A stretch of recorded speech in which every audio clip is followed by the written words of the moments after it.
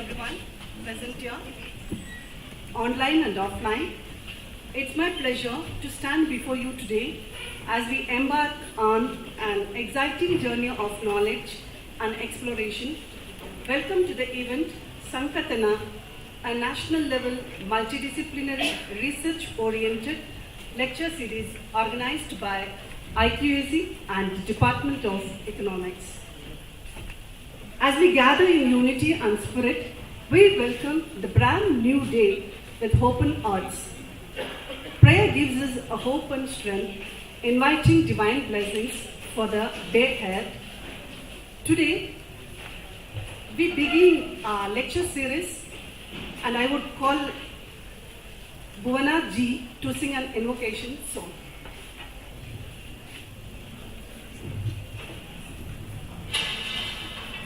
Namaste.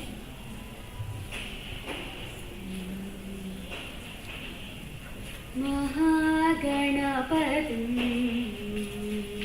Shri Mahaganapatim Manasa Smarami Mahaganapatim Manasa Smarami Mahaganapatim Vasishta Vamadevadivandita Mahaganapatim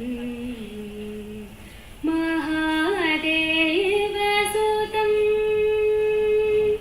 Mahadevasutam Guru Guhavinutam Mahadevasutam Guru Guhavinutam Marakoti Prakasham Shantam Marakoti Prakasham Shantam Mahakavya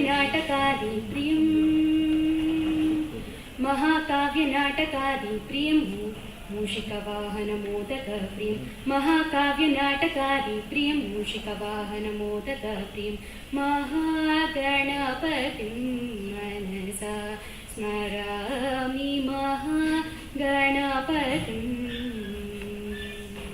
Dhanyavada.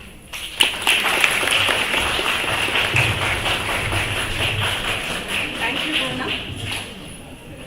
Now I would like to invite Nagajyoti, Faculty, Department of Economics, to deliver a welcome speech. Over to Nagajyoti.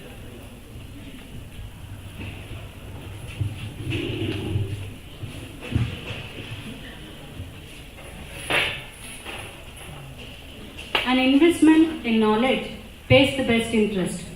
Greetings to one and all present here.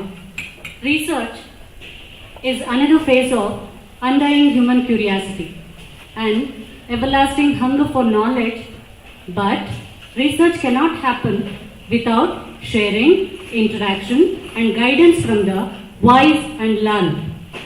Research will be pointless and directionless without proper grooming and assistance from the scholars. I am extremely overwhelmed to get this opportunity to welcome you all on this illuminating occasion of Sankathana, national level multidisciplinary research-oriented lecture series of our elite institution. It's my privilege and honor to introduce our chief guest and keynote speaker of today's program, Dr. N.R. Banumurthy Sir, Vice Chancellor, Dr. B.R. Ambedkar School of Economics University, Bangalore. We are blessed to have you with us and eager to hear your insight and valuable perspectives on today's topic. We are truly delighted with your presence, sir. On behalf of the Department of Economics, Government Arts College, I request our principal, sir, to welcome our speaker with a bouquet. I welcome you, sir.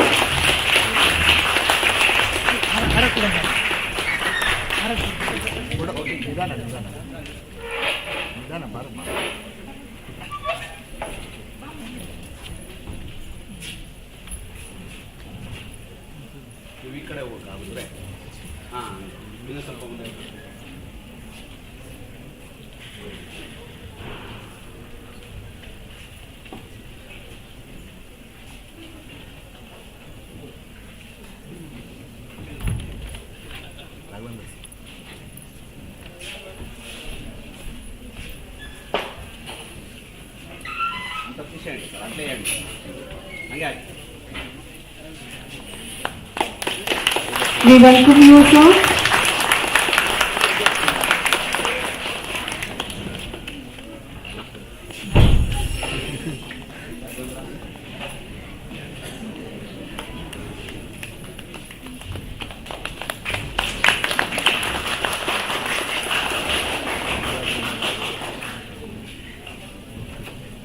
Thank you, sir.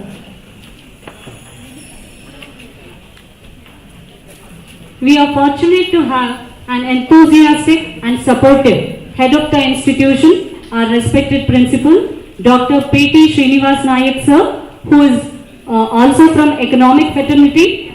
On behalf of all of us, I extend him a special welcome. I request our PG coordinator, Dr. Nagesh, sir, to hand over a token of respect and welcome him. Welcome, sir.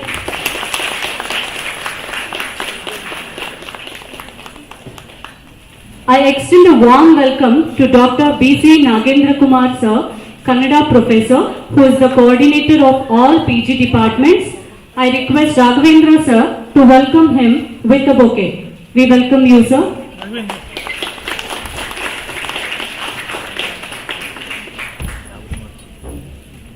I would like to offer a positive salutation to Dr. Nagesh G, PG Coordinator, Department of Economics and IQSE Coordinator, who is with us today. I request Vani ma'am to welcome him with a bouquet. Welcome you, sir.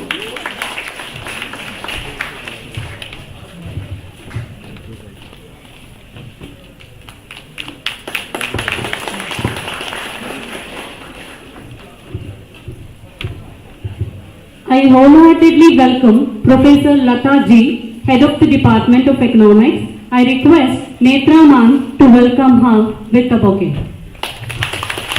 Welcome ma'am.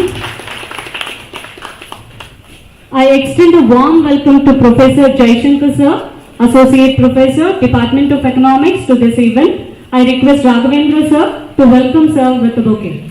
Welcome sir.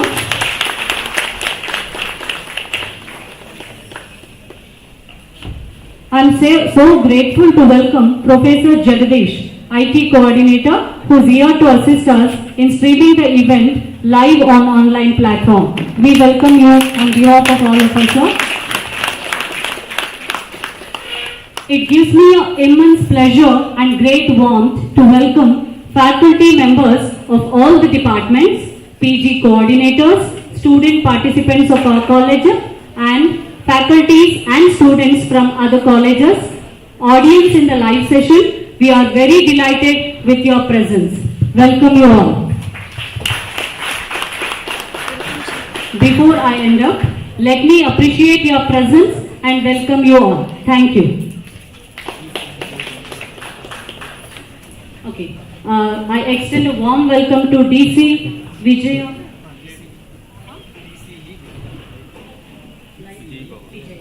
DC Vijaya Live TV to this program. Welcome you, sir. Thank you.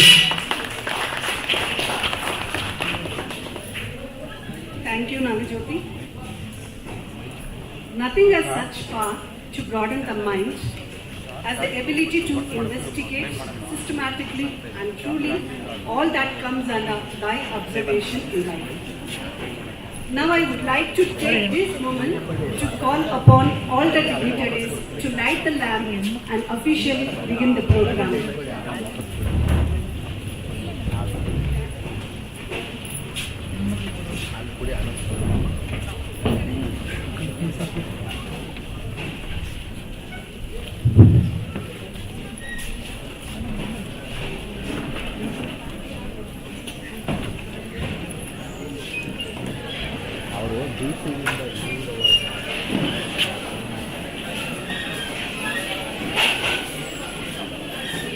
Madam ಕೊಡಮ್ಮ ಇವರು ಕೊಟ್ರ madam ಕಾಂಡಿದ್ರಲ್ಲ ಅದಕ್ಕೆ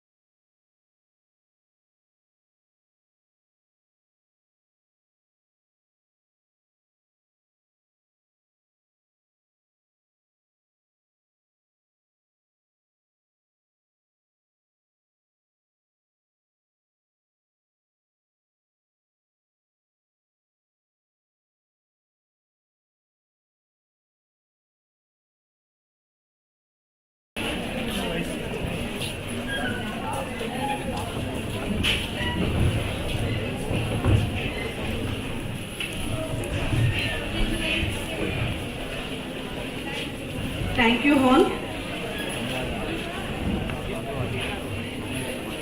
Now I would like to invite Dr. Nagesh, PG Coordinator, Department of Economics and IQAC Coordinator, to introduce today's guest of honor and Speaker of the Day, Dr. Banumurthy, Vice Chancellor, Dr. B.R. Ambedkar School of Economics, University, Bangalore.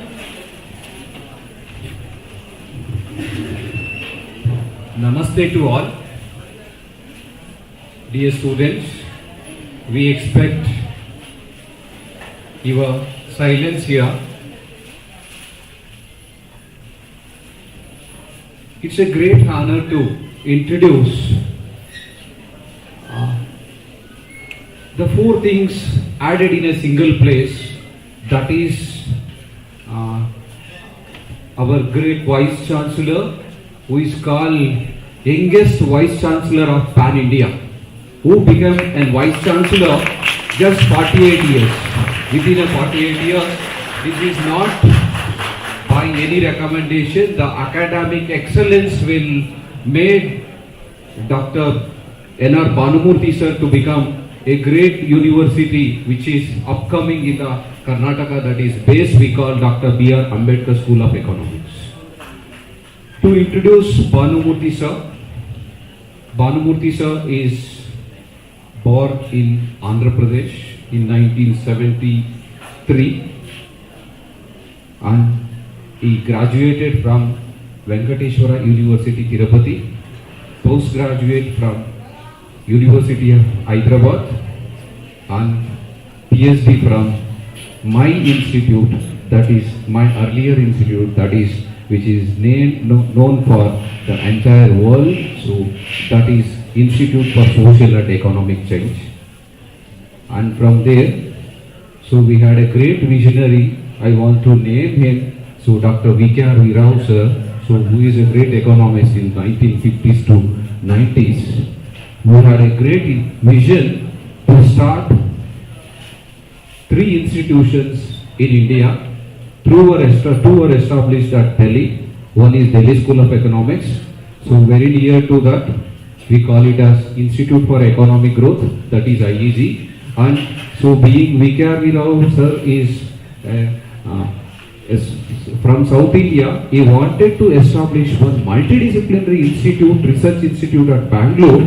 So where Nagarbavi was took later and from in Bangalore. So from this institute, so Banumurthy sir has completed his doctoral research.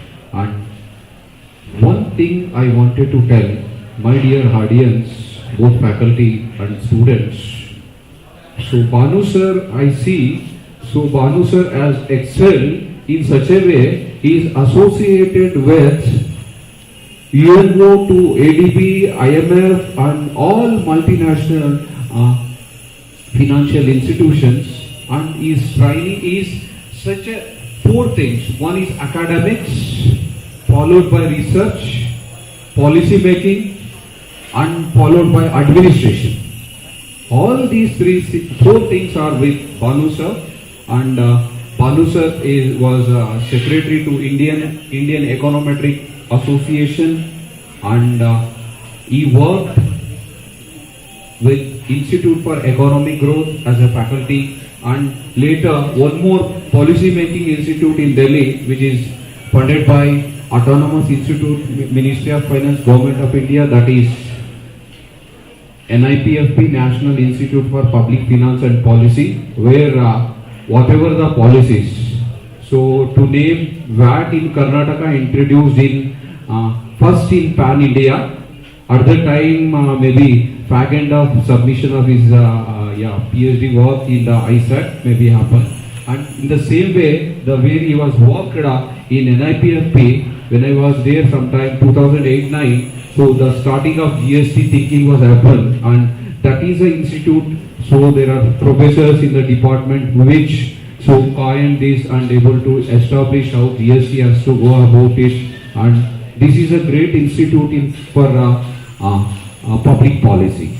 Sir is, we see economics particularly in all the areas, only the researchers and they will not be an academicians. The speciality of sir is, so he is researcher in the initial days. He is a monetary economist. Later he becomes fiscal policy economist, then monetary fiscal, both, to name one or two. So he has co-authored with more than 30 papers with C. Rangarajan sir. His association with C. Rangarajan sir is house name for the everybody in the India, and such a great person.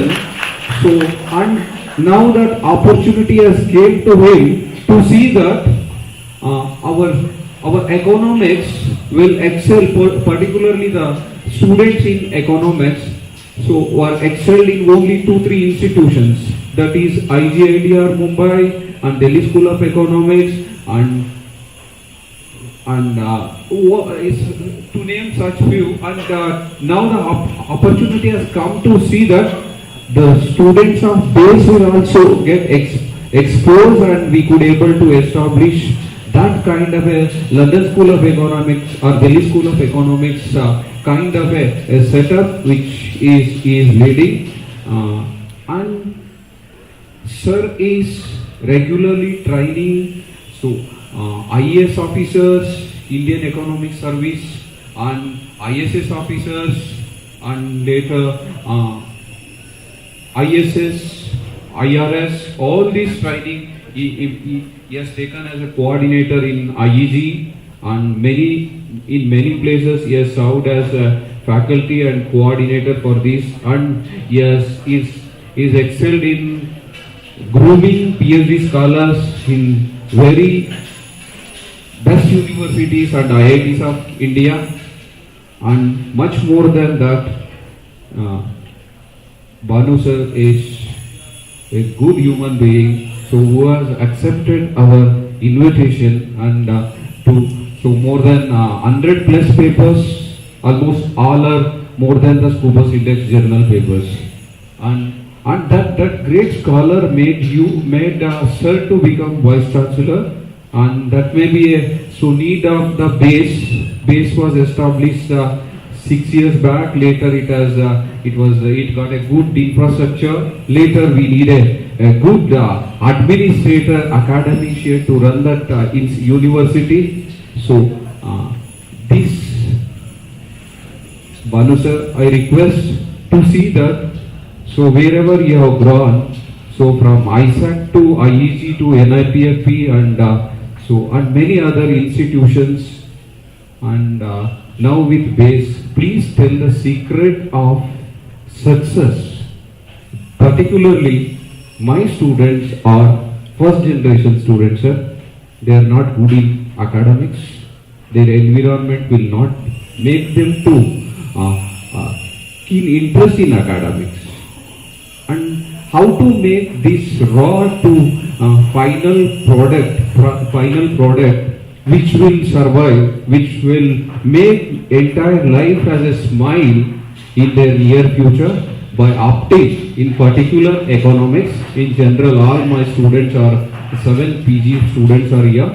So in general to humanities, if you can address them, what is the secret of success, or how they can able to excel themselves in after post graduation in academics and research, and what to make many of the students know, or how to get success in these institutions. And some of your experiences, your neighbors, your friends' experiences will make our students to get inspired to see that somebody will come up in their life. Thank you. Thanks for the opportunity.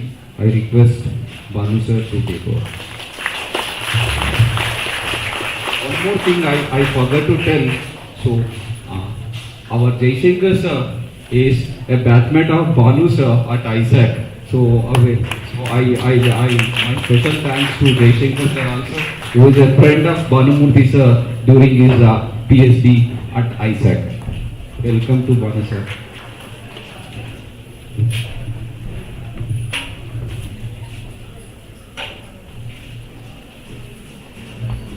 Vice Chancellor. Dr. Srinivas Naik, Dr. Nagendra Kumar, PG Coordinator, Dr. Nagesh, Dr. Gauri Shankar, faculty of Government Arts College, students, friends. First of all, let me thank the Honorable Vice Chancellor for inviting me to this week-long lecture series that's been conducted by Government Arts College. In fact, as Dr. Nagesh pointed out, there is a risk of having a lot of alumni members across the country in departments. When he invited me, I just said, yes, I'm coming. But I never asked him what is that I need to do there. Now, only yesterday I realized that I have to speak something on a topic where research and employment opportunities for postgraduates in economics and humanities in India and abroad. So this is a theme that has been given to me, but I'm more than happy to be part of this lecture series. And as I said, I'm meeting Jaishankar after almost 27 years. So he was my neighbor. We were next to next in the hostel. And so it's a really pleasant surprise that I could meet him today after so much time. With regard to economics, so one of the objectives that has been given to me when I was offered this Vice Chancellor post of Dr. B.R. Ambedkar School of Economics is that in general, if you look at in our Act also when you look at our website also, in general, economics is a subject which is not really popular in South India, okay? Compared to North India, there is so much of demand for economics, but when it comes to South India, there is not much of a demand, despite being one of the most important sought out of subject, not only in the country, but also in the international situation. And some of the students, those who are here, I just want to tell you, if you look at North India, particularly I spent 2 decades in Delhi, if you want to get admission in economics in any of the colleges in Delhi University, you should have 99.6 or 99.8% in your 12th. Okay? In fact, there are headlines. I'm sure now that the admissions are happening now, there are headlines. It says that you should get 100% if you want to get into some of the top colleges, particularly the economics subject. The most sought after subject in Delhi is not engineering, not medical, it is commerce. Okay? The best colleges in the country is actually in Delhi. So you know Sri Ram College of Commerce, Lady Sri Ram College, Stephen, there are many colleges, and if you want to get into Sri Ram College of Commerce, if you are coming from the science stream, you should have 100%. Even 99.99 also will not help you. Okay? But it comes to economics, if you get anything less than 98%, you don't get in any of the colleges of Delhi University. And the third sought after the subject is, the second is economics, third is English. The reason why I am telling you all this thing is, despite being so much demand available for the subjects like commerce and economics, why South Indian students don't opt for that? I think that is the major objective of starting the Dr. B.R. Ambedkar School of Economics in Bangalore. As you all know, Dr. Ambedkar, Bharat Ratna Babasaheb Ambedkar, is a very distinguished Indian, a legend for all of us. First, he was an economist. I don't know how many of you know that Dr. Ambedkar is first an economist, then only he became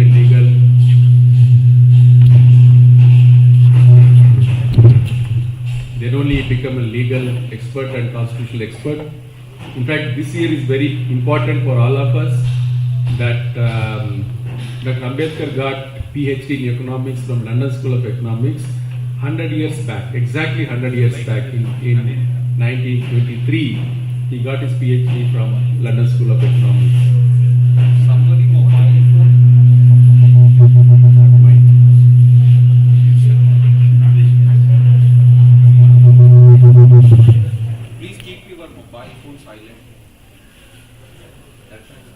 and Dr. Ambedkar got second degree again in economics from Columbia University. So we economists try to say that Dr. Ambedkar is an economist first, then only the constitutional expert and all those things.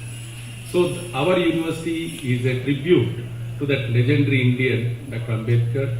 When our whole country was celebrating 125th birth anniversary, this university was formed, and this is the tribute, that a small tribute that Karnataka government has bestowed on Dr. Ambedkar during 125th birth anniversary.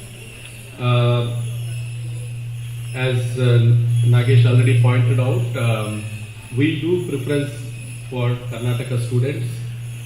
We have 60% seats available for Karnataka students, but the whole purpose is to make it as a national institution. We do have a national institute character where we get 40% students from outside Karnataka also. And right now we have seen through two batches have gone out, they've graduated, and we are very happy to tell that 90% of students have been placed in very good institutions with a nice, better salary than many of us are getting. Okay.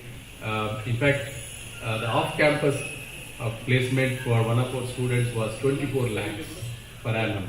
So you don't get even from National Law School, or you don't get from IITs, even the median salary is about 14-15 lakhs.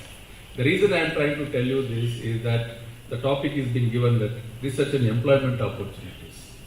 So I want to give you this example of Base University to say that despite being a new university, okay, now you have just told that this college is 125 years old, or I don't know how many years old? 130 years old.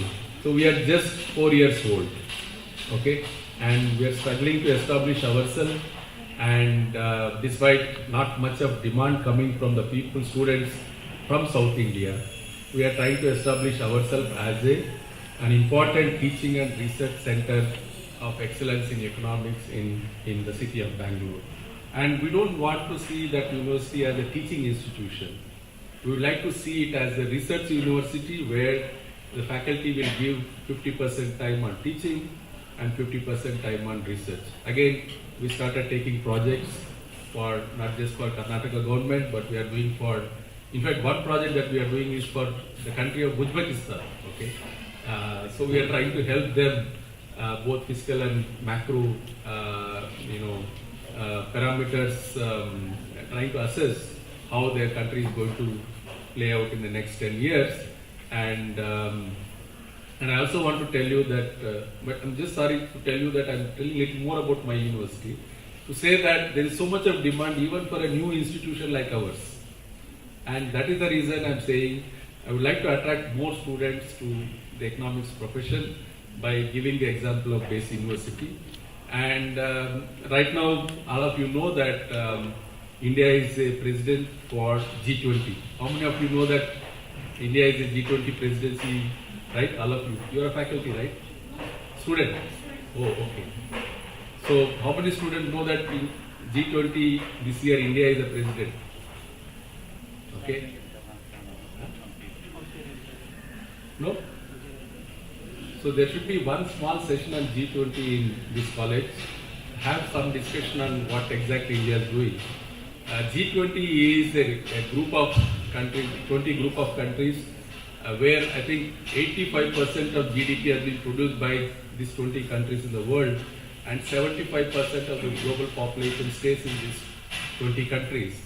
Okay, and this is the group that has been formed to take care of many of the global challenges that people face, not just Indians facing, global Indians, global citizens facing. Now this year it's a rotation. Now India is a president for G20, and we are going to have a summit meeting in Delhi in September. But there are many other tracks within the G20. There is a T20, there is W20, Youth 20. There are many 20s are there. Okay. In that there is something called Think Tank 20. Okay, it's called T20. It's not a cricket like T20 match. It's a T20, a Think Tank 20. And our university has been recognized as one of the secretariat for one of the tracks, one of the teams of the T20. and we are going to have the final meeting in Mysuru on 1st and 2nd of August, where a lot of people from across the world are going to come and talk about the global issues. Okay, so despite being a very young center, we have been recognized by the global initiatives like G20, and we are doing many more than that. If you want, please visit our website. You will get to know what all we are doing. In terms of, I told you about employment opportunities. Our students are actually competing with students from IGIDR, as we said, Delhi School of Economics, Indian Statistical Institute, Gokhale Institute, many of the central universities, right? So there are many. In South we have Madras School of Economics. But despite all these things, our students could manage to get placements. The first year it was extremely tough, but 95% placement we could achieve. Okay, so that's something that the point I'm trying to say is that if you do economics very seriously, you do have a lot of jobs. And I just want to add, in fact, when I was coming from my university to here, one of my first batch students who passed out last year says he got promotion. Less than a year he got a promotion. And there are one more student said he got a second job. Okay, so like that they have been doing extremely well when they went out. But the only difference that between what our university and other universities are doing in Karnataka is that our syllabus is really comparable to Delhi School or even IGIDR for that matter. So whatever the subjects that you do in economics or humanities, I think what's important is the student should not limit your learning only in the class. Okay? Don't expect that teachers or professors will come and tell you whatever you want, whatever is useful for you. I think that is one thing I keep telling to my students. Don't limit your understanding or don't limit your learning only in the classroom. I think right now all of you have a good mobiles. Fortunately, everybody have good mobiles.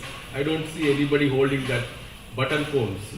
I don't even see anybody having that button phone anymore. So all of you have good mobile phones and internet facilities. And I think there are so much of resources available on websites where you can actually draw those lessons and learn from. And if you want to be competitive in the market, if you want to get employed in a better places, I think you should not limit yourself to the classrooms. I just keep telling that to my own students. Whatever I just speak, in fact, as a Vice Chancellor, I still take classes, particularly Indian economy class I take. When you see Indian economy, they think that anybody can teach Indian economy. But that's not correct. Okay? Indian economy means you should know what happened in Indian economy today morning, not what happened 30 years back. That is Indian economic history. When you want to teach Indian economy for students, when they go out and go for jobs, the questions are asked not what happened 30 years back, what is happening yesterday or what's happening today. And for that, if you want to be an economy student, you have to read newspaper every day. Okay? So first thing I told to my faculty is that they should read newspaper first. Okay? If faculty don't read newspaper, where will that students read newspaper? So once faculty read newspaper, I tell them when you go to a class, at least once in a week, there should be some discussion on what happened in the Indian economy last 1 week. In fact, in all my tests that I give for students, there will be one question on just write what are the 3 important developments in Indian economy last 1 month. That's a compulsory question. Okay? The reason why I am trying to tell you, there are many students who passed out in economics, but when you are not comparable with the market, you lose out. You will only have a burden on you that you are holding a certificate that you studied in economics. Okay? Now economics has become slightly tough subject for a simple reason that it has become absolutely mathematical. Okay? Of course, there is a criticism that economics has become a dismal science, but If you look at simple things, if you want to understand in economics, you need little bit of mathematical background. Now, that is one thing that we differentiate ourselves, where for us, if you want to get into base university, you should have compulsory mathematics in 11th and 12th. So the reason why we made it compulsory, because without mathematics background, it's difficult to understand economics, and without mathematical economics, it is difficult to get jobs in the market. Nowadays, in fact, we are teaching our students artificial intelligence, machine learning, then we have something called Python, R, there are so many alphabets have been floated. Now you have to be up to date in all those things if you want to get good jobs. Okay? So now there are, in fact, IGA is one of the institutions, topmost institution, they revise their syllabus looking at our syllabus. Now there is always a pressure on us to say that you dilute it. But we said we cannot dilute it. If you want to dilute it, then you have to dilute the jobs. I don't want my students to simply sit and look for some jobs which they will never get. Okay? So the point, when we're coming back to my topic, see, economics has become an important part and parcel of, in fact I have written to NIRF saying that there should be separate ranking for economics. It has become a very professional course. Okay? Now, again, if you look at some of the surveys in United States, highest salary paid person is not the computer scientist or not the government staff, it is the economist. Next comes the journalist. Even the university scientists don't get that kind of salaries that the economist is getting in United States. And I think that's also changing in India right now, where economists are also trying to compete with the science, technology, engineering and medicine professions. And I think that's the way we should go. And it's not difficult at all. Mathematics is not a very difficult subject, provided if you do at least 3 times the same thing. For us, we'll see that alpha, beta, gamma, and then we'll get scared. Then you will never get into that. Okay? So I think even in economics, if you look at microeconomics, what we teach is the most difficult book in economics that we have is Maskell. I think only in 3 departments in the country they teach. I think one of the 3 is our university. It is difficult, but it is not impossible. In fact, students are much more smarter than what faculty think. So you just tell them to solve it. I'm sure they will come back and tell you that it's not that difficult to solve. In fact, in some of the classes, students go to the board and they solve it, not the faculty. Okay? So I think if you want to relate your curriculum to your job opportunities, I think you need to see what exact. In fact, IQAC also, there is a big role for IQAC here.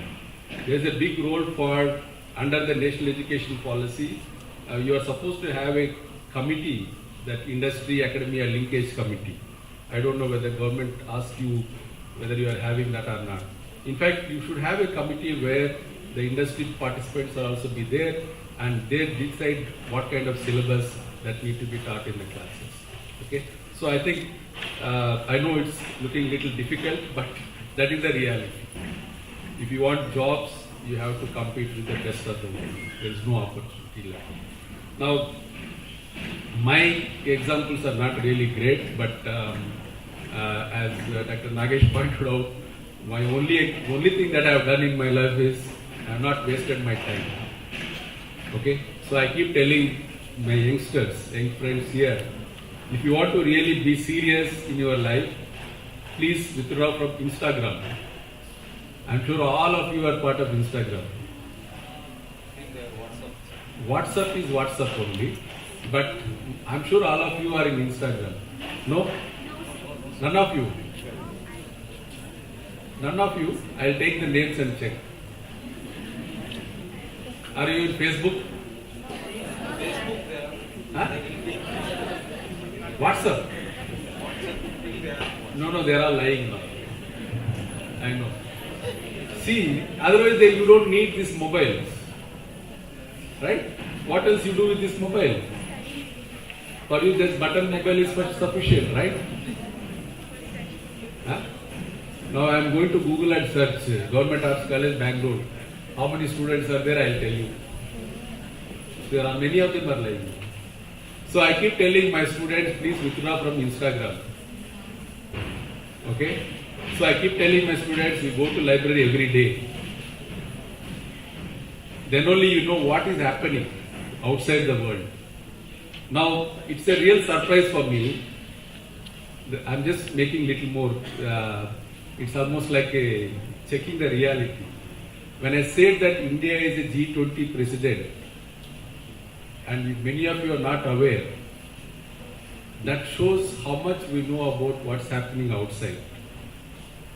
Now, if you go on the road, now I'm telling that G20, anywhere you see any government notification, any bus stop, you will see that G20.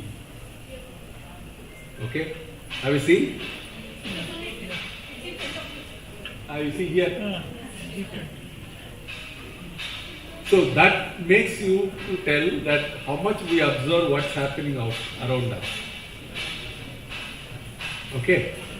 So I think once you understand what is happening around you, I'm sure you are much more better employable than what you are before.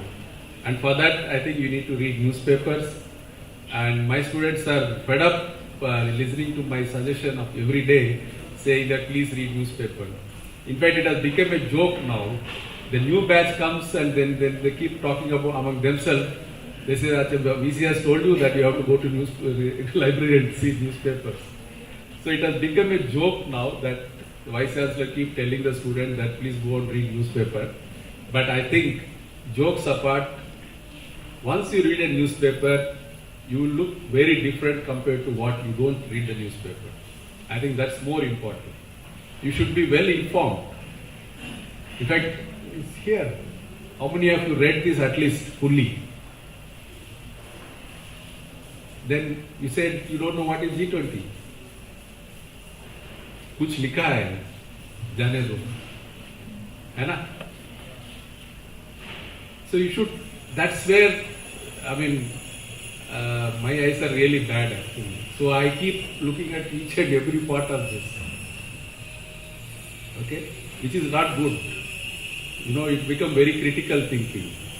But at least you should see at least the highlight of it. So those are from economics, with due respect to faculty, and you should give an assignment to all of them. What is the role of India in G20? Okay, so they should know it as a citizen of this country, leave alone economic citizen. But as a citizen of this country, you should know that what India is doing as part of the G20. But I just want to tell you a couple of things and then I'll stop there. You have seen, we have experienced this COVID-19, right? I mean, all of us experienced COVID-19 and we know to what extent that would have affected the people, economy and all those things. But the way India has overcome, you would have seen that, you know, we have vaccinated the whole world and there are so many things, there are big statements that have been made. But if you look at the way India has performed in terms of economy, you will be surprised to know that right now in the world, India is the only fastest economy in the world, despite the kind of COVID-19 effect that we had for 2 consecutive years. And I think as a citizen of this country, you should be proud of that. All the international agencies like IMF, World Bank say that India is a bright spot in a troubled global economy. It is not a simple distinction that if not for India's policies and India's role of in addressing these economic issues, we will be facing a kind of similar problem that United States is facing, where there are every day there are retrenchment that's happening in jobs. Big companies like Microsoft, Google, Facebook, they are throwing off people. I mean, because they're expecting that there's going to be recession in the United States. And on top, if you compare that with India, India is actually growing at 7%. In fact, next year it's expected to grow at 6.5%. Still, India would be the fastest growing large economy in the world. And for this, I think we need to appreciate the way the government, not just the central government, even the state governments, have really worked such a way that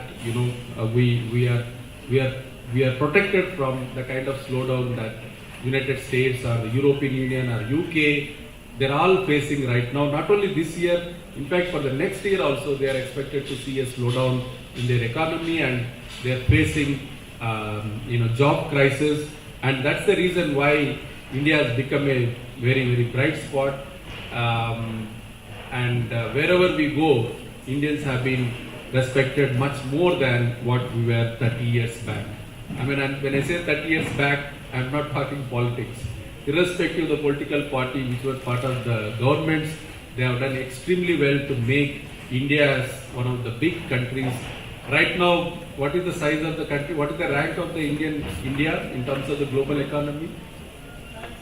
Third, fourth, fifth, sixth, seventh, eighth, ninth, tenth. Which one? Third. Sure. Huh? Third. Fourth. Third.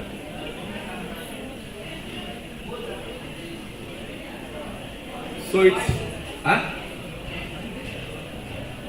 When I say numbers, everybody is active. 5. Fifth. So when Madam is saying this, it is right? Fifth largest economy in the world. 7 years back, it was the 10th largest economy. Right now, we are the 5th largest economy in the world. We have overcome United Kingdom. Okay, I think that's something that we need to keep in mind. And in a matter of 7 to 8 years, we should be becoming the 3rd largest economy in the world. So when you say 3rd largest economy, you see the kind of employment opportunities we should be expecting going forward. So I request all of you to look at the kind of, see, in economics it's always expectations matters, okay? What will happen to the economy by next 7-8 years is something that's very important, and by the time you come to the job market, you should be in a better position to claim the kind of jobs that's going to come up in the next 5 to 6 years, and for that you need to really get ready, train well, and in fact there is something else I have done. Only one thing that I'll tell, what is my success. I mean, I don't want to do the self-dubber from my side, but I just want to tell you only one thing. Once I completed my master's and joined PhD program, I kept myself a target. Every month, at least once, I should update my CV. Okay? Every month I should update my CV. So that is one thing I kept in my mind. And I was fortunate to update every month once at least. Something or other you do it. Something or other you write. You have to keep writing. Now I know artificial intelligence has come, even the assignments, they will not know that you are copied from ChatGPT and all those things. But I think what is important is you have to keep writing. Okay? If you want to be employed, you think you need to start writing from now onwards. When the first month I joined in Institute of Economic Growth, Isaac Bangalore, first month, I think it was February 1996. Jayshankar, we all joined together. So I used to go to library. That my bad habit started from that time. Going to library every time. So I'll be sitting alone in the library all the time. Even during Hyderabad University, somebody asked me, which is the best place in the campus? I told library. Which is the place you hate in the campus? I told girls' hostel. Okay, so you see where I am spending more time. I was spending more time in library compared to other places. The first month, I think February 1996, there is something called EPW, Economic and Political Weekly. When I was reading that, sometimes even if I don't understand, I kept on reading. So when I was reading one of the EPW article, it says liberalization led to danger signals in the trade policy. Because you know that 1991 reforms happened on the trade side, and they say that after 5 years of reforms, India's getting negative returns of the reforms. And they also gave some data also. I was not convinced with that.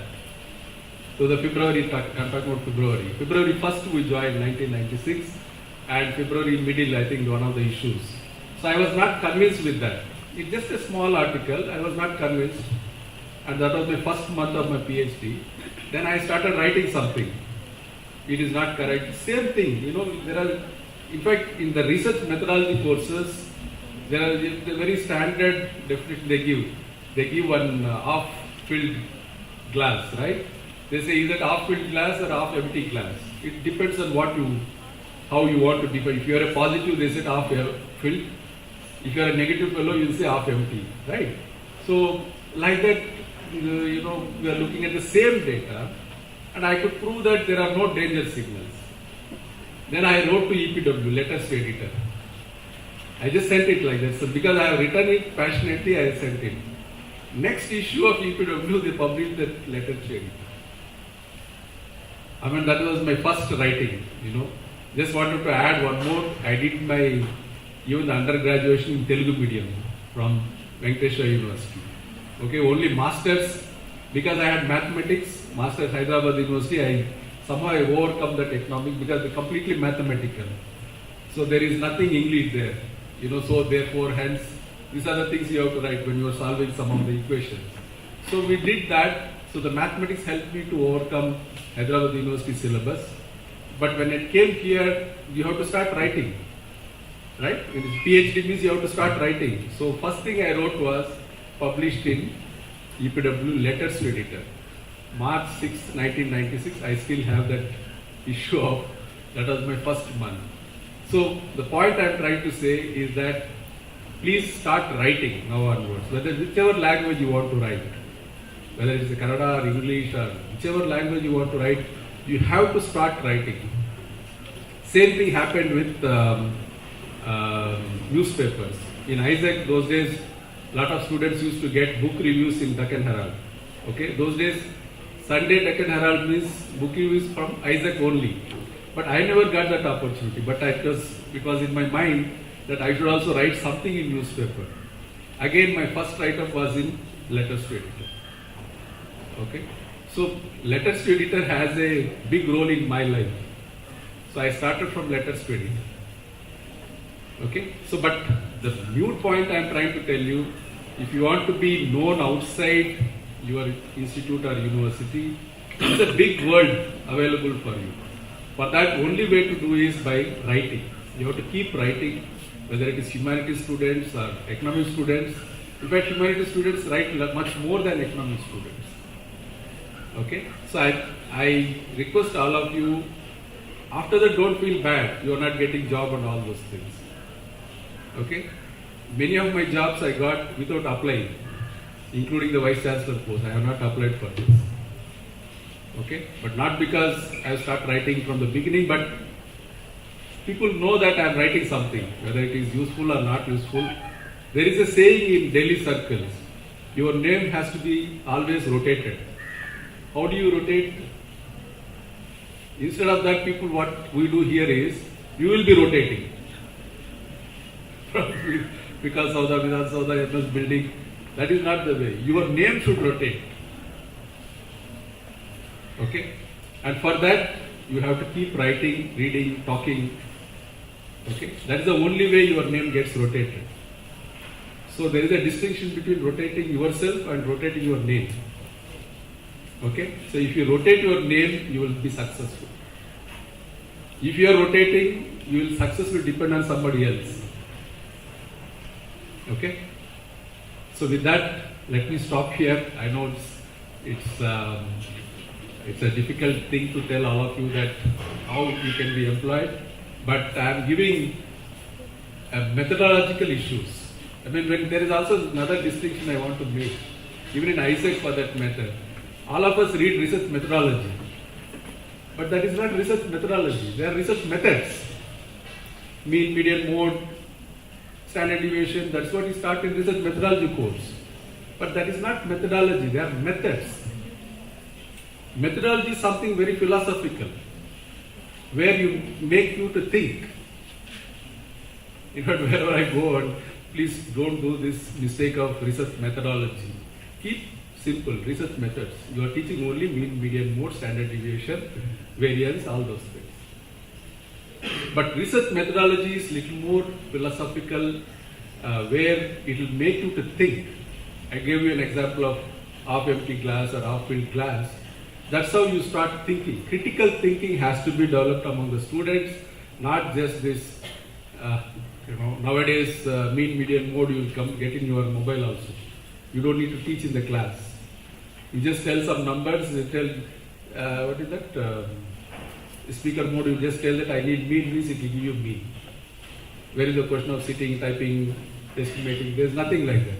But the methodology, there is no artificial intelligence, no methods will tell you how you can improve your critical thinking.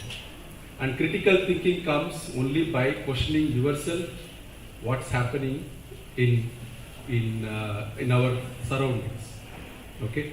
There's so much of criticism about Karnataka government's welfare scheme, what are the schemes, the 5 guarantees, right?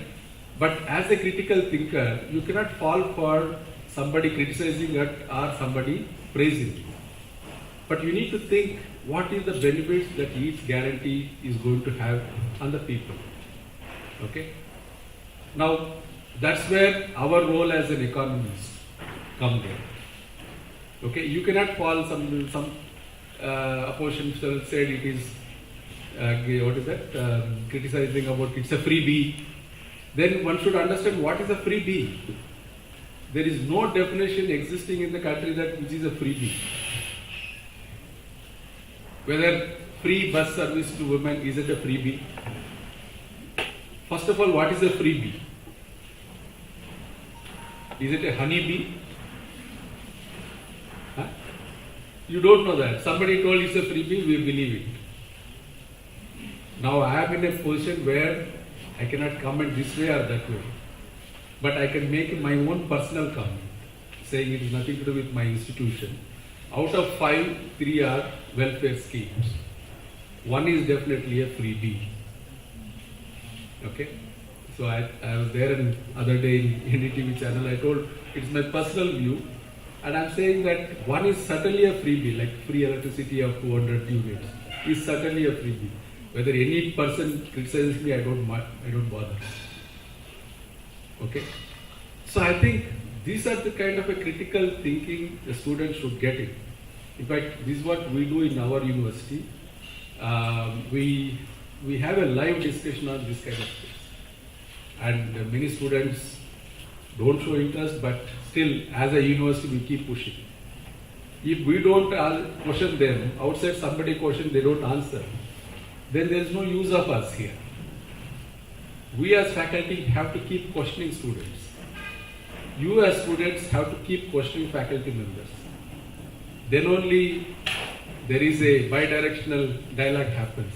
Otherwise it's a monologue, which is not useful for anybody. Okay? So I hope all of you will see the newspapers today. Not just see, read. Huh? All of you will go to library? No. So you can have all of you can have a small session. Those who go to library and come out, those who don't go to library and stand out. What is the difference between two groups? Only in one day you can have an experiment. In fact, in experimental economics, we have this kind of experiments. This exactly biologists do. They give medicine to one rat, they will not give medicine to another rat. How these 2 rats are behaving. Right? Vaccination also same thing, not a COVID vaccine. You give 1 dosage to 1 rat, a little more dosage to another rat. How these 2 rats are behaving. This is what is biostatistics. This is what is statistics.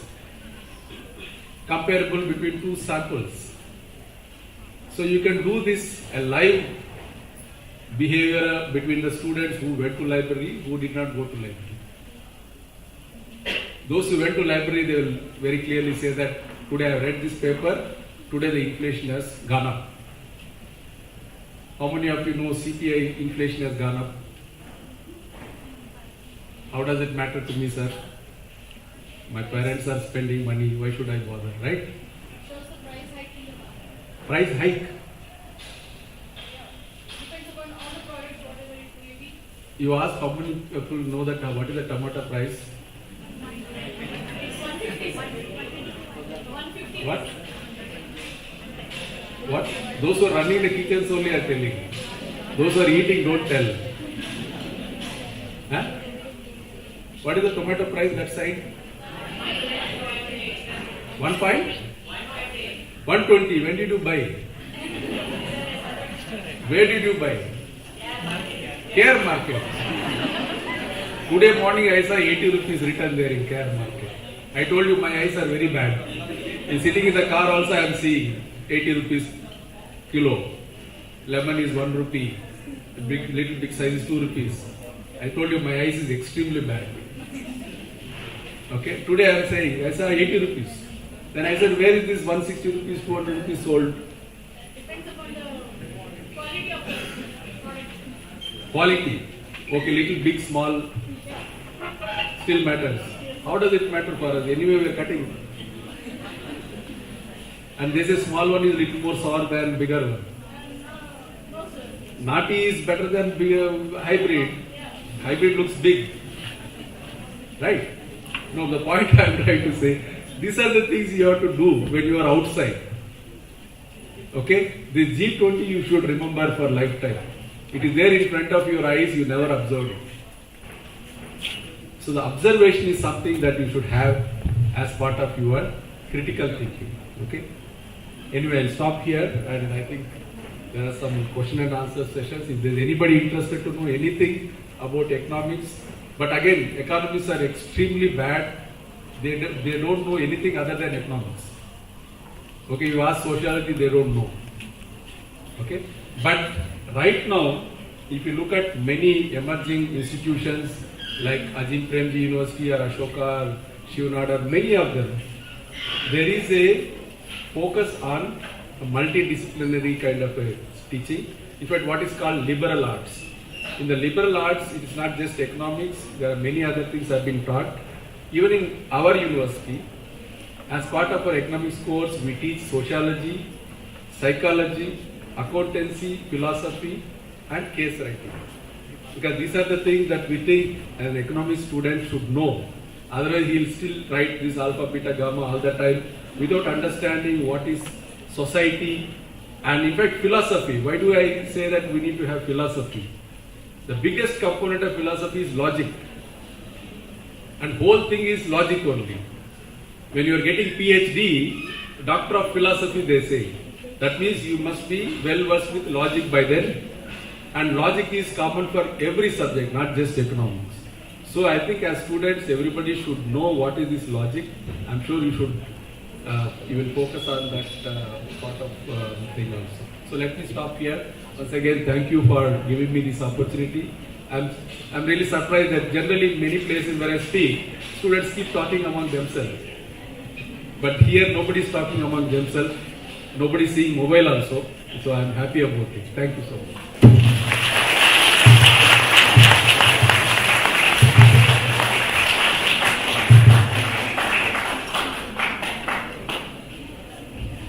Dear students, thanks Banu sir for sharing your wonderful experiences.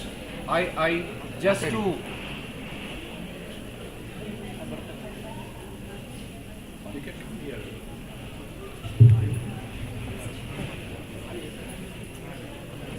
to three things I got it. The secrets of success of Banu sir. One is studious in your classrooms, particularly. So updating yourself, that is going, visiting library. We should write something. This is an innovative idea or mantra we should follow as a GSE fraternity, starting from every student to the highest level, all faculties we should think on, sir, we do take these mantras, so more rigor to whatever we do study, focusing on writing and then updating ourselves, and the floor is open for discussion. Thanks for for visiting our institute, sir. So now, yes, please be seated.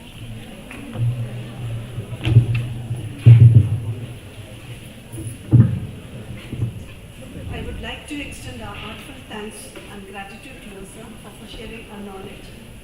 And sir, the one thing which I liked about the talk which you delivered in this discourse is like about leveraging the knowledge about the economics, and so that we create awareness in the society where there is no discrimination between the north and south, and make economics as a subject and give an opportunity to all to get into a job market.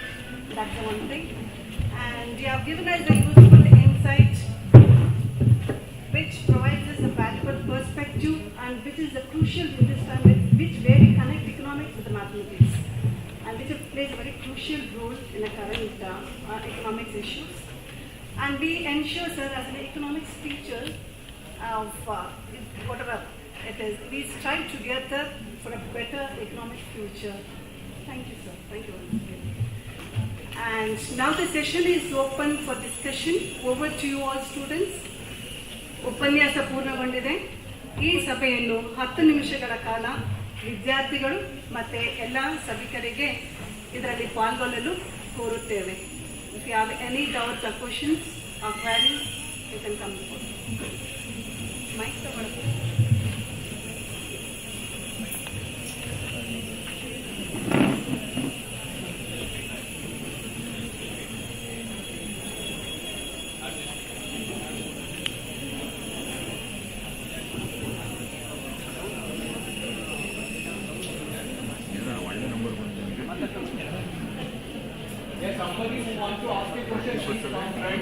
Hello.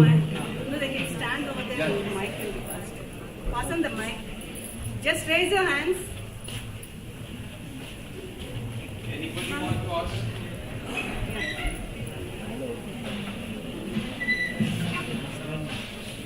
So we know that in both arts and science we study economics. So in market or in the society, they make a difference by dividing us as arts students, arts economics students and science economics students. If the only difference is mathematics, why can't we bring mathematics in arts section? Sir? Like if the student studies economics, why can't we study mathematics or econometrics or statistics and all? Can the reform be made to introduce mathematics in arts section students? Thank you.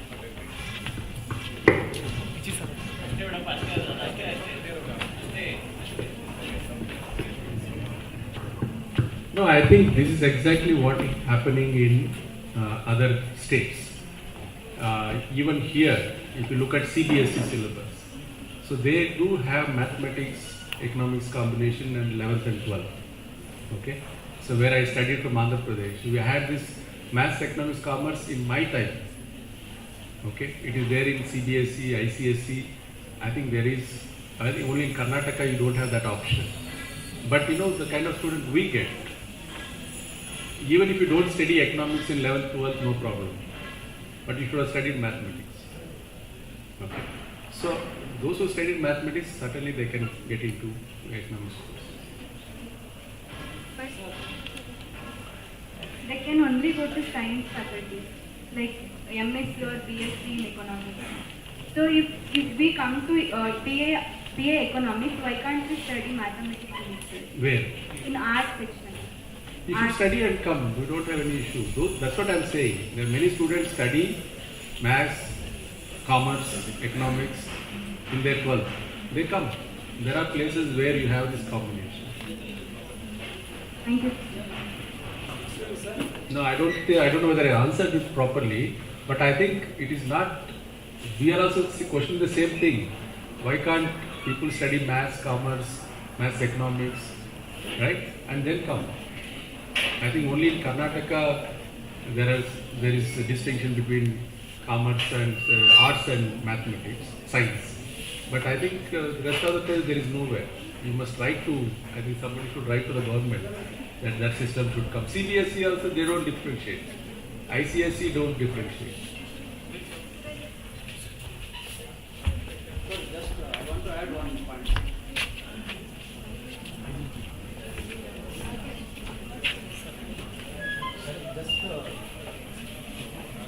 That question, girl's question.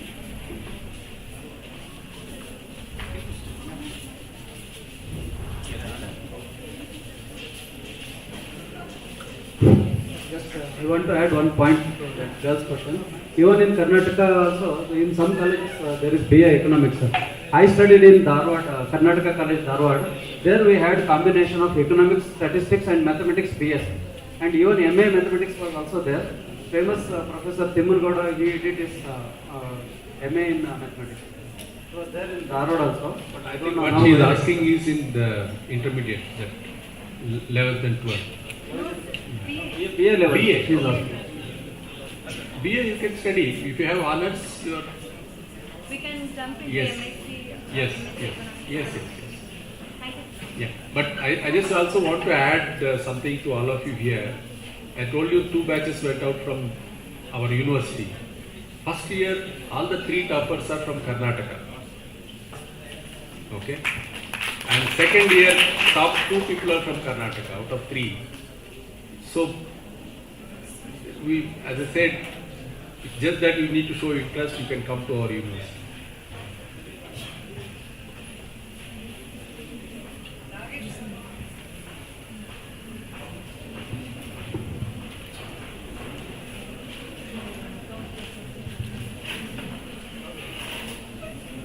Namaste, sir. Since the topic was on employment opportunities, I think we didn't really get into the point, sir. As of what I'm aware from the current situation, I'm aware of UGC NET and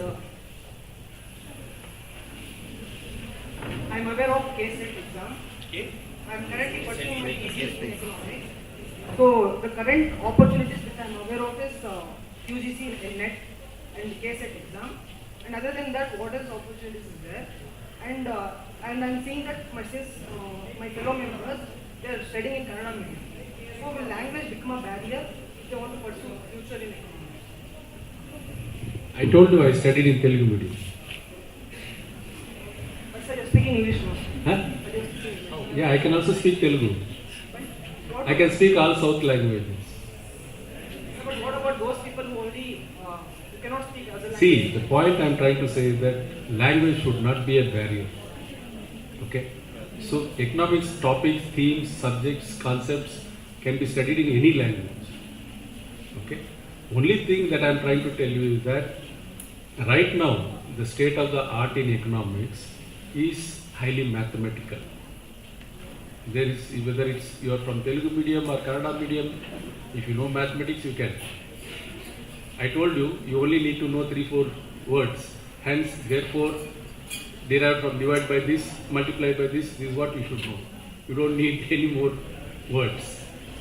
But the point is, if you are concentrating only on government jobs, whatever you are studying, it's fine. But I think your aspiration should be much more than that.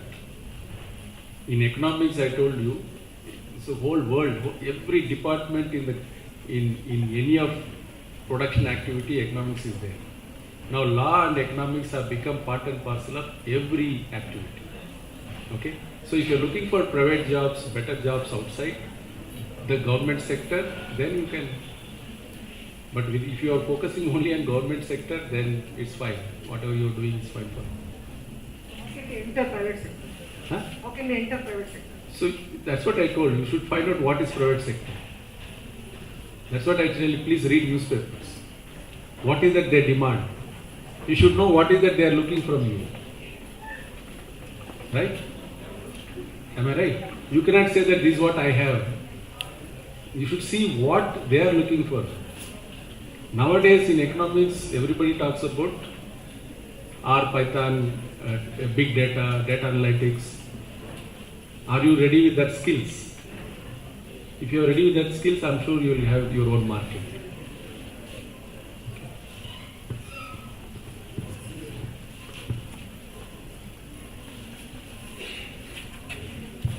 Hello, good afternoon, sir. Myself Nivedita. I'm pursuing PG in English. So this is the second time I'm doing it because I wanted to do it regular. Before I've done it in distance mode. So I just wanted to know the opportunities. Being from a humanities background, have done a master's in my English or psychology and journalism. My background is that. If I have to take multidisciplinary course in future, that is like comparative studies, I mean to say. What are the opportunities in your institutions, sir, for me? Like, I'm interested in, if I say, international relations or diplomacy. If I have to take those subjects, is there any opportunity as a humanities student to get into that, or have to come in a science or a commerce background for that? So I told you, no, like English is the third most sought after subject among the bright students in the country. Okay, so you must be part of that bright student group. So when they demand, that means there is also a lot of demand for that kind of courses. So that means there are a lot of opportunities for that kind of courses. So I've seen some of the courses in UNESCO and UNICEF. Yes. So to get into those organizations. Nowadays, content writing is an important thing. You know, whatever you write, sometimes ChatGPT will pick it up and distribute to the students as assignment. So the content writing is a huge area, right? After some time, there will be no content. Then I think there will be so much demand for all of you, because these kids will stop writing. They cannot reproduce all the content all the time. So that time you only have to write and help ChatGPT. Thank you, sir. Okay. You stressed upon writing, sir. That is one that I can take home. You know, I'll just challenge all of you. Go back and try to write some 20 words sentence, one sentence today. One sentence. Thank you for that, I mean, sir. you will see how much difficult it is. Just one sentence. Okay? It will be so difficult because what is that you have to write that 20 words? Once you start writing one sentence, second sentence also will follow. Okay? No, I think your major issue is what are the opportunities, right? Yes, sir. And I think this is where I keep telling to all my students. Get into LinkedIn. Have you heard LinkedIn or no? Yes, sir. So I keep telling them, first thing they tell them, please withdraw from Instagram, come to LinkedIn. So your complete set will change from fashion design to market. You know, Instagram, that is the same photos, you know, the whole photos only. Sorry to interrupt.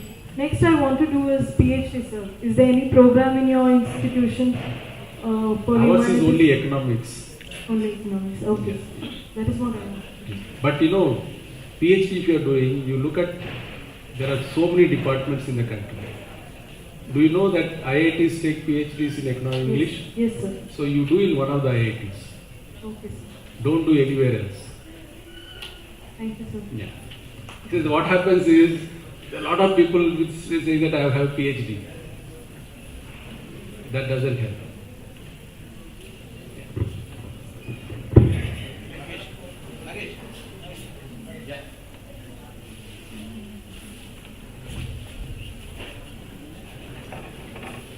Good afternoon, sir. It's indeed a pleasure to have heard from you, being the Vice Chancellor of an economic institution. My daughter has completed her MSc in economics. One of the queries that our students asked was probably her concern is why is economics treated as humanities rather than considered as science? But what I have seen all over the world is economics come under science. It's referred to as MSc in economics. Only in India we still consider it as coming under humanities. And answering one of the queries of our students, his concern probably is, employability. Economics is one of the lucrative subjects of the world, and we have seen that all the corporates in India who have established their companies are looking for economics-based students. So they have greater opportunities in all these companies as well as all the financial hubs. And I think that should motivate our students of economics today. And another observation to you, sir, in G20, the theme of one earth, one family and one future, where do you see it leading to in the coming years? Yeah. So with regard to the previous observation, that's why we give in our university BSc and MSc degree. but there are reservations on that. In fact, I told in my talk also, there is also criticism that economics is a dismal science because everything cannot be quantified. There are limitations, and that's why I said we and the university try to balance that by inculcating knowledge on sociology, psychology, philosophy to the students, so that not everything in economics is Greek letters. Okay, so I think there is a need to have that balance between mathematics and society. So I think ultimately economics is supposed to address the societal issues. It will, the mathematics only help you to generalize. Okay, so to that extent, it's easy for you if you have mathematics to address some of the issues little better compared to those who don't have mathematics. In terms of G20, as I told you that right now we are in a great position in the G20 that India can take a leadership role in many of the things that G20 is focusing. You'll be surprised to see that for the first time all the G20 leaders may be in Delhi in September. That never happened in Bali last year. I think 3 or 4 heads of countries did not come. Now if you look at the whole world, there's so much of disturbance between the countries, like we have seen Russia, Ukraine war is still going on, but at the same time, if you look at the trade side, there's so many blocks have been getting created. China is leading one block and G7 countries are leading another block. Given that kind of a fractured global situation, I think India's G20 presidency will make all its effort to bring everybody together on the table so that at least there can be some discussion on how we can go ahead. And if you look at the main theme of India's G20 presidency is about climate issues. I think the climate issues have become a part and parcel of India's G20 presidency, and India is trying to bring in some kind of unanimity among the G20 countries so that the G20 take a larger responsibility. Okay, I think a student should ask if there is a G20, what is another block? Right? Another block is basically Africa and Global South.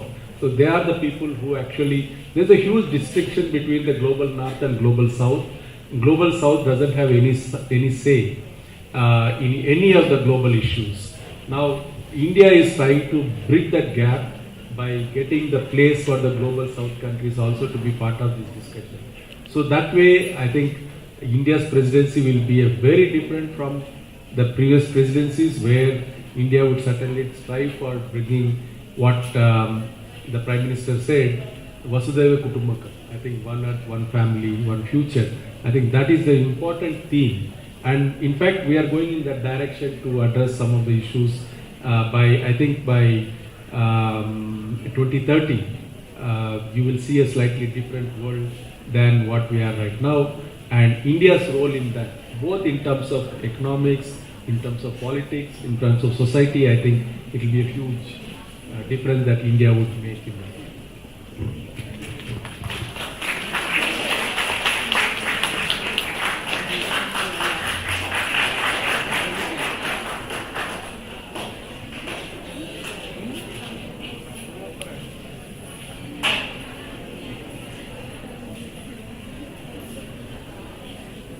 Good afternoon, sir.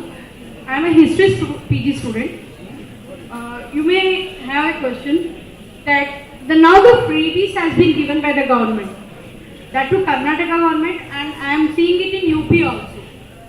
But altogether, what are the factors that are affecting the Indian economy? And we know that in World Bank we have the zero balance now.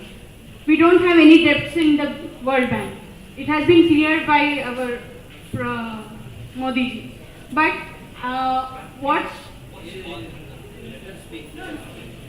sorry to take his name, but from our government it has been cleared. But now the present situation is what is happening. Per week, crores together has been lost to the government. But how they tracking the amount, and what sort had made them to give such things? So it's glad to know that this question is coming from history students. You are a student or faculty? Student. I'm getting confused all the time. Okay. So with regard to the freebies, let us take a slightly broader view. I mean, it's nothing to do with Karnataka or India or Tamil Nadu. In fact, Tamil Nadu is the first state to become a welfare state. Okay, and many states are actually following from Tamil Nadu after much gap. But what Tamil Nadu has done, has it had any positive impact on the people? Yes. Okay, and how did they implement? They did implement better? Yes. Okay. So the problem when it comes to the fiscal policy or this kind of programs, welfare programs are very welcome. There is no problem with that. But the way you implement is the problem. The way, the leakage. I keep telling irrespective of where I am, I keep telling subsidy is not a bad word. Okay, provided it is being implemented well. Okay. Now Karnataka is better placed compared to any state in the country in terms of implementational institutions. Okay. You are sitting in IT capital, right? So the DBT, direct benefits transfer. In fact, this country should be eternally grateful to one Indian. His name is Nandan Nelikan. Okay. So for bringing this Aadhaar-based system into this country.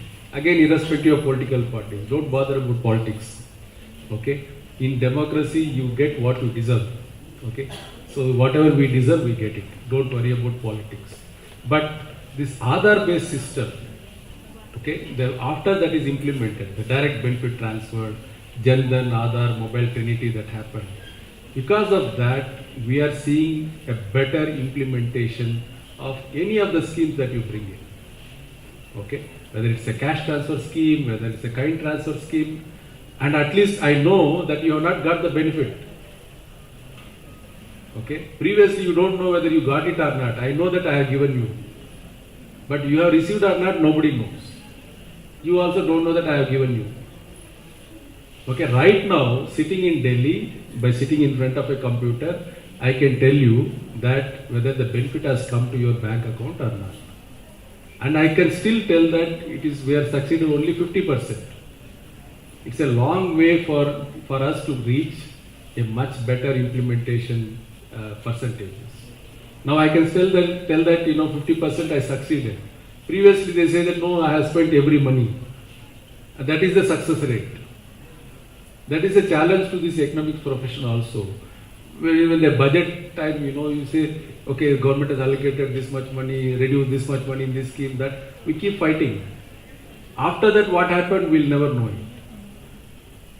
So the outcomes are more important for us than the budget. Budget is a proposal. Budget is a forecast. See, in the budget document, any number that is there in the budget document is a forecast. It is not actual. Okay, you will see the actual only after 2 years, not even next year. Okay, by next 2 years you will forget what were the schemes also.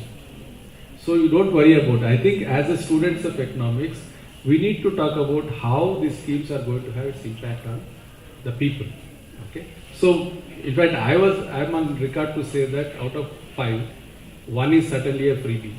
That is my definition, and I am the only fellow who gave the definition of freebie. Nobody knows what is meant by freebie. So I defined freebie as a scheme, any government intervention which does not have any impact on the production and productivity of the people in the medium term to long term. Okay, there is no definition. Everybody keeps saying freebie. I don't know what is this. So I defined to say that this is what is a freebie. And these welfare schemes are not new to this state, not new to this country, not new to any of the states. Every state has a welfare scheme. Okay? In Karnataka only, there are schemes, 1,856 schemes in this state. Okay? And if you look at other states, they don't know how many schemes also. At least here you know this many schemes are available. 1,856 schemes. Now you can question what is these schemes? Right? So every government will keep adding more schemes. So I am arguing, whatever the guarantee or whatever the welfare scheme that you have, there should be a sunset clause. Anti-poverty program you started in 1960, you cannot continue for 75 years. Right? Irrespective of the state government, irrespective of the central government. But if you look at the center, they have rationalized. Now there are only 56 schemes in central government. Where is 56? Where is 2000? See, I work with state governments also. One of the state government, I asked how many schemes you have, give me the list. No department has a list. I'm glad that at least Karnataka has this list. This is the money going here, coming here, all those things. But many states don't have that list only. Now where is that economy is fighting, increase, decrease? This research we should not do. When the budget comes, there are a lot of discussion on the budget, right? With the central government or state government. There's so much discussion, increase, decrease, increase, decrease, increase, decrease. Why should it increase every year? No answer. Fiscal policy is always, they say, counter-cyclical. When you are doing well, you reduce the expenditure. When you are coming down, you increase the expenditure. Now, why should it keep increasing? There is a trend line. If you see the schemes, it keeps on increasing, trend line, 10% every year. Why should it increase every year? This is my problem with economists, not the government. So whenever we go for budget discussion, I say, why should it increase every year? Have you seen what happened to that allocation? So similarly, here also, the 5 guarantee that we are talking about, you should have a sunset clause. Okay? You will not say that, next 100 years I give this, continue this scheme.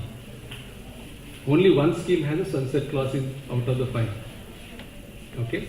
Yeah, the rest don't have sunset clause. But my comment on sunset clause is not only for 5 guarantees. I am talking about all the social welfare schemes or welfare schemes, not just in Karnataka, every part of this country. I think we should not become emotional here. Economists should never become emotional. You should become emotional with money, not about policy. But I think when you get into emotional, then you will not be realistic. Okay? So you need to be critically analyzing. I, for one, I certainly believe that free bus service is going to have a huge positive transformation in this state. I don't know how many of you know that there is already a proposal in New York and Washington to have free bus service. Have you seen?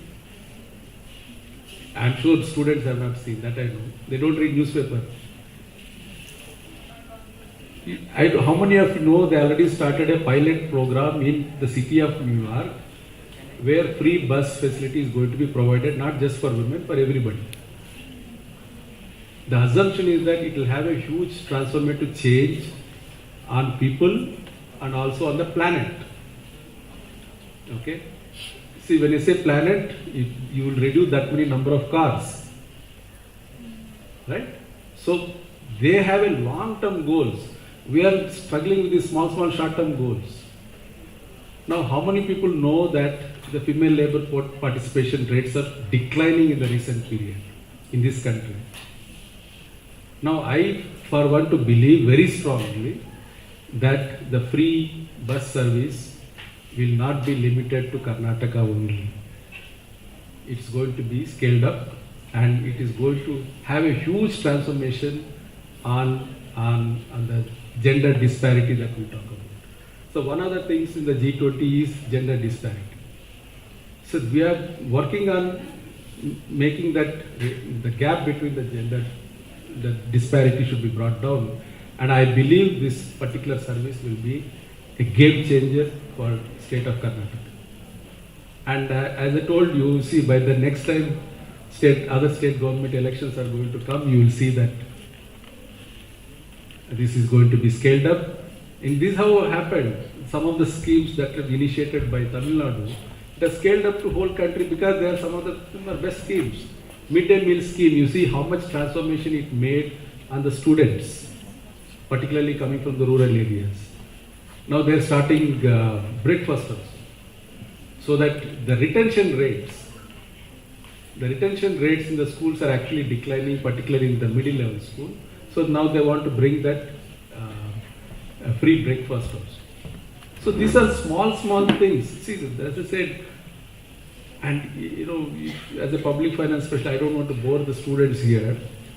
The most successful program in this country is MGNREGS. Narega, we say, no? See, every state they say Manrega, they say MGNREGS. Everybody has their own words for that. But that scheme, in 2006, the allocation was 40,000 crore. Okay. Now also it is 40,000 crore. And that is the best implemented program in this country, which follows that counter-cyclical. When the economy is bad, it will go to 70,000 crore. When the economy is doing well, it will come back to 35,000 crore. Okay. So we need to understand this cyclicality in the public policy rather than looking at my salary is increasing every year, so allocation also increase every year like that. Okay, that should not happen. Okay, so the public policy, I think the biggest component there is the implementation and the leakage. And Karnataka is much better placed than any state in terms of implementation. How many of you know that the many states don't have land records? And Karnataka is the first state to have the land records. Again, thanks to Mr. Nandan. Bhumi project in 1996 or 97. It's called Bhumi project. Okay. So the PM Kisan Yojana is there. I don't know how many of you know. There is a PM Kisan Yojana. East India and North India, they are not able to spend because there are no land records. So we are slightly better. So again and again I keep saying that Karnataka is much better placed to implement any of the schemes with less leakage. I am not saying there is no leakage, but there is less leakage. I spoke so much, I think. Thank you, sir. Anybody? Thanks for the discussions, and there were good questions. Just last one thing I want to say before give a mic to Lata ma'am. So all the Nobel laureates in the economics, including Keynes, are out of they are not core economic subjects. So if they are not pure social scientists, they are failed in some other sciences and they are adopted economics. Only the thing what we can able to, the success mantra is passion to do things.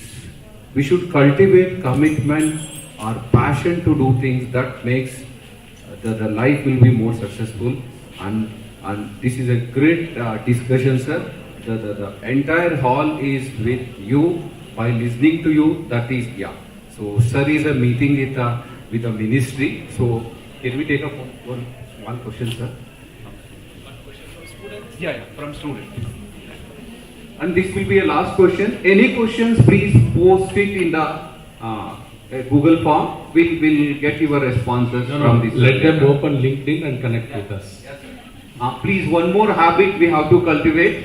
So I request all of us, including faculty and students, we should have a LinkedIn account. LinkedIn account is a professional account where, so based on you can post your requirement, you put a qualifications that makes you to number of jobs available and everything. This is a professional group, and you can meet sir with LinkedIn account also. Thank you. And good afternoon, sir. My name is Banu from first year Sociology Department. Banu. My question is, nowadays I saw a news in social media that many celebrities and celebrity children are buying property to save the taxes under the charities.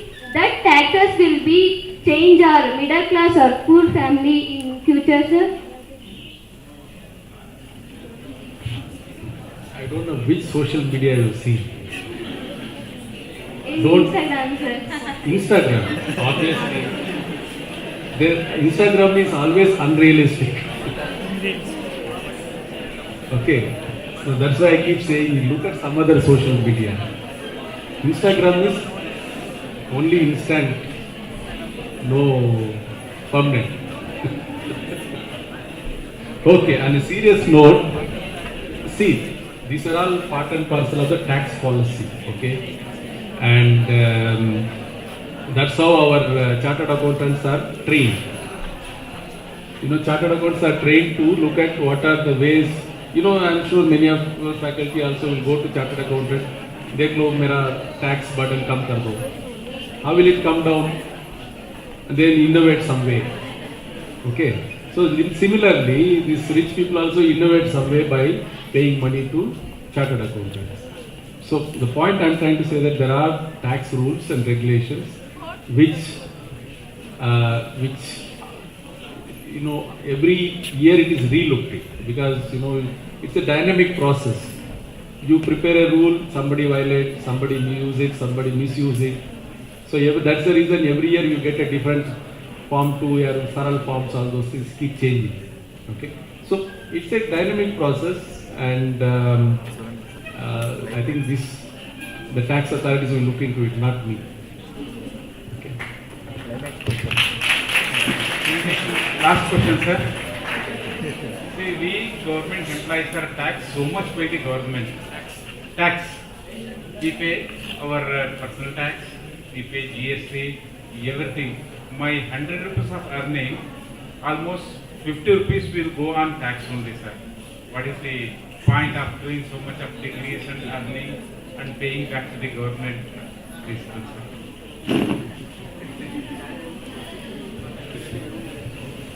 You are raising a fundamental question of being a citizen of the country. You want government to do all the service, right? You want all the services.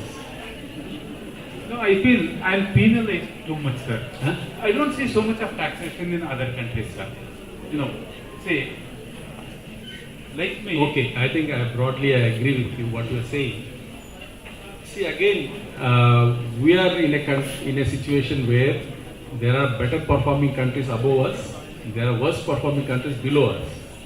So I'll give you two indications, and then you will understand why we are overburdened. One, that the tax GDP ratio, the revenue that we generate, is much lower than many advanced countries in the world.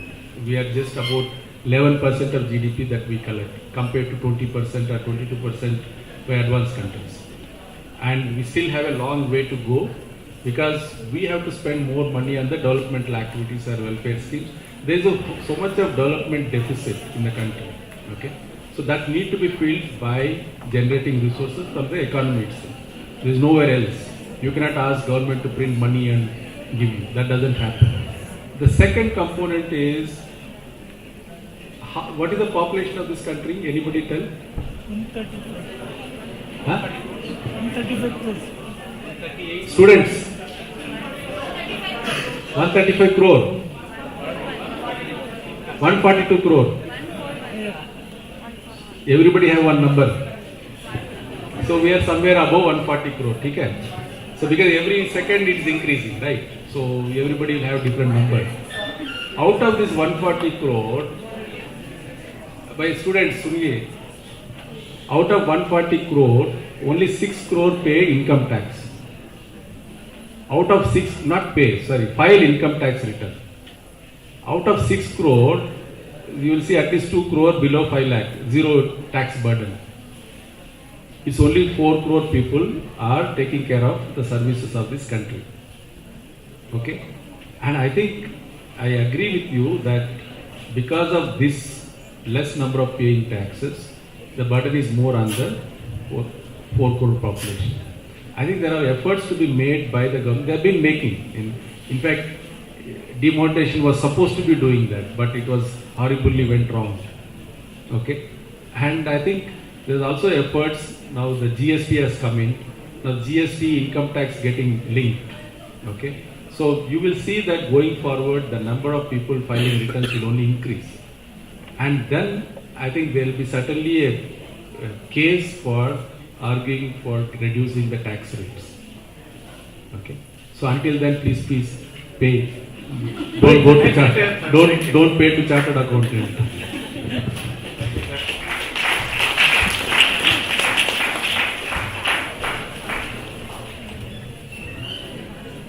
Thank you all for your response. I request our principal, Dr. P.T. Srinivas Naik, to deliver a presidential address.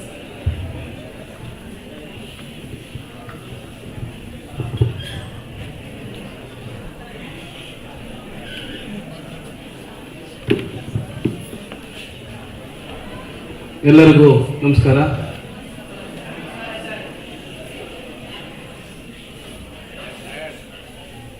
ಎಲ್ಲರಿಗೂ ನಮಸ್ಕಾರ. ಈ ದಿನ ನಾವು ಸಂಕಥನದ 4ನೇ ದಿನದ ಉಪನ್ಯಾಸಕ ಮಾಲೆಯನ್ನು ಇವತ್ತು ನಮ್ಮ ಕಾಲೇಜಿಗೆ ಅಂಬೇಡ್ಕರ್ ಸ್ಕೂಲ್ ಆಫ್ ಎಕನಾಮಿಕ್ಸ್ನ ವೈಸ್ ಚಾನ್ಸಲರ್ ಆದಂತಹ ಭಾನುಮೂರ್ತಿ ಸರ್ ಅವರು ಬಂದಿದ್ದಾರೆ. ಅವರು ಇಷ್ಟೊತ್ತು ನಿಮ್ಮ ಜೊತೆಯಲ್ಲಿ ಕೂತು ಚರ್ಚೆ ಮಾಡಿ ಹಲವಾರು ವಿಚಾರಗಳನ್ನು ಇಲ್ಲಿ ಮಂಡನೆ ಮಾಡಿದ್ದಾರೆ. ಮುಖ್ಯವಾಗಿ ಒಬ್ಬ ವೈಸ್ ಚಾನ್ಸಲರು ನಮ್ಮಂಥ ಒಂದು ಸರ್ಕಾರಿ ಕಾಲೇಜಿಗೆ ಒಂದು ನಾಮಿನಲ್ ಅಂದರೆ ಮಲ್ಟಿಡಿಸ್ಪ್ಲಿನರಿ ಕೋರ್ಸ್ನಲ್ಲಿ ಮಾಡ್ತಿರುವಂಥ ಸಂಕಥನ ಕಾರ್ಯಕ್ಕೆ ಅವರು ಒಪ್ಕೊಂಡು ಬಂದಿರೋದು ನನಗಂತೂ ತುಂಬ ಸಂತೋಷ. ಯಾಕಂದರೆ ಅವರು ಬಿಡುವಿಲ್ಲದ ಕಾರ್ಯಕ್ರಮವನ್ನು ಇರ್ತದೆ, ಅವರಿಗೆ ಶೆಡ್ಯೂಲ್ ಇರ್ತದೆ. ಅಂಥ ಶೆಡ್ಯೂಲ್ನಲ್ಲಿ ನಮಗೆ ಟೈಮ್ ಕೊಟ್ಟು ಬಂದಿದ್ದಾರೆ. ಸರ್, ನೀವು ಹೇಳ್ತಾ ಇದ್ರಿ ಮಕ್ಕಳಿಗೆ ಲೈಬ್ರರಿ ಬಗ್ಗೆ ಹೇಳ್ತಾ ಇದ್ರಿ. ನಾವು ಪ್ರತಿಯೊಂದು ಕ್ಲಾಸಲ್ಲಿ ಹೋದಾಗ ಫಸ್ಟ್ ಹೇಳೋದನ್ನೇ, ಬಿಗಿನಿಂಗ್ ನಾನಂತೂ ಯಾವುದೇ ಕ್ಲಾಸ್ನ ಬಿಗಿನಿಂಗ್ ಕ್ಲಾಸ್ ತಗೊಂಡಂದಾಗ ನೀವು ಎಷ್ಟು ಜನ ಪೇಪರ್ ಓದ್ತೀರಾ ಅಂತ ಕೂಡ ಪ್ರಶ್ನೆ ಮಾಡ್ತಾ ಹೋಗ್ತೀವಿ. ಅದಕ್ಕೋಸ್ಕರ ಮಕ್ಕಳನ್ನ ನಾನು ಒಂದು ಯಾವಾಗ ಹೇಳ್ತಾ ಇರ್ತೀನಿ, ನೀವು ಲೈಬ್ರರಿಗೆ ಹೋದ್ರೆ ಲೈಬ್ರರಿನಲ್ಲಿ ಫ್ರೆಂಡ್ಸ್ ಆಗ್ತಾರೆ, ಟೀ ಹೋಟ್ಲಲ್ಲಿ ಕೂತ್ಕೊಂಡ್ರೆ ಟೀ ಹೋಟ್ಲ್ ಅಂತ ಫ್ರೆಂಡ್ಸ್ ಆಗ್ತಾರೆ. ನೀವು ಲೈಬ್ರರಿ ಕೂತ್ಕೊಂಡ್ರೆ ನಾಲೆಡ್ಜ್ ಬೆಳೆಯುತ್ತೆ. 3 ವರ್ಷ ಕಷ್ಟಪಟ್ಟಿರೋದ್ರಿಂದ 30 ವರ್ಷ ಸುಖವಾಗಿರ್ತೀರಾ ಅಂತ ಒಂದು ಮಾತನ್ನು ಹೇಳ್ತಾ ಇರ್ತೀವಿ. ಅದರ ಪ್ರಯುಕ್ತವಾಗಿಯೇ ನಮ್ಮ ಕಾಲೇಜಿನಲ್ಲಿ ಸುಮಾರು 64,634 ನಮ್ಮ ಕಾಲೇಜಿನಲ್ಲಿ ಪುಸ್ತಕಗಳಿದ್ದಾವೆ.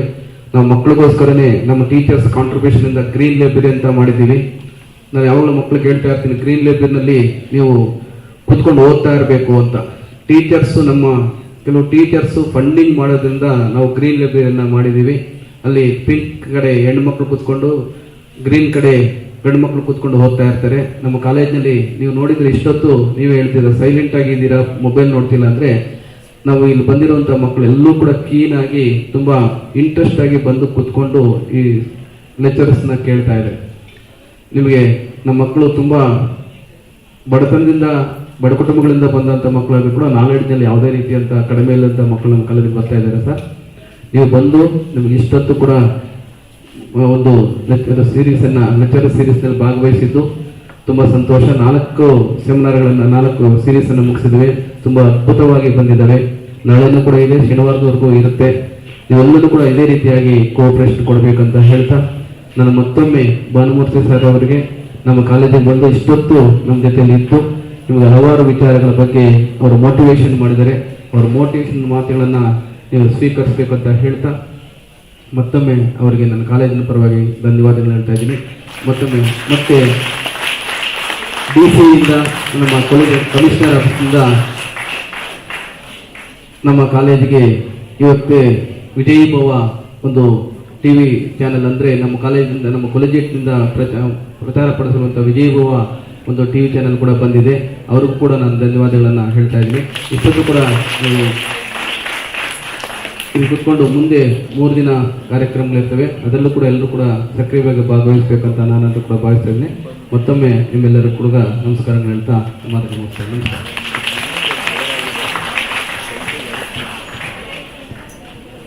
Here we move on to our last segment of today's session, vote of thanks. I request Vani Anna, faculty member, Department of Economics, to propose vote of thanks.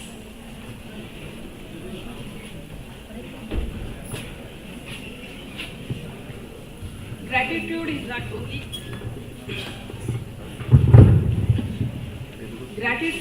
is not only the greatest of virtues, but the parent of all the others. Good afternoon, everyone. It has been such an honor. I am glad to stand here to express my vote of thanks. A special thanks to our chief guest, Dr. N.R. Banumurthy sir, Honorable Vice Chancellor of BASE, for accepting our invitation and for being here with us today, sir. Who is occurred enlightening us about research and employment opportunities for postgraduates in humanities in India and abroad. Sir has suggested us and our students, if you do economics very seriously, we would have jobs plenty. Students should not limit learning only in the classrooms.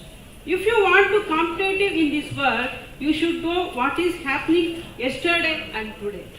And faculty should have read newspapers every day. Artificial intelligence and Python, we should update technologies, today's technologies. These are all the suggestions for us and students. Sir, your thoughts have very impressive and inspired, sir. I thank our principal for always supporting and guiding us, sir. I thank our Dr. Nagesh sir, PG coordinator, Department of Economics and Accuracy coordinator, for unwavering support has been instrumental in our growth and development. I thank our Professor Jagdish N, IT coordinator, who handled the event throughout. I thank Professor Lata Madam J, HOD, Department of Economics, and faculty Jyoti Madam, Raghavendra sir, and Netravati Madam, their presence and contribution, sir, for all this event. I thank all PG coordinators for their presence and support. I thank all UG HODs for their presence and contributions. I want to extend a thanks to our organizing team, respected faculties, dear students, participants, and all other colleges, making this event happen so beautifully. Especially our students, of our college students, who made themselves available whenever we required and helped make this event possible. I thank online participants for your interest and attention. Administrative staff who have always been supportive of our initiatives. Finally, I would like to thank all of you present here and make this event a grand successful. Thank you, one and all.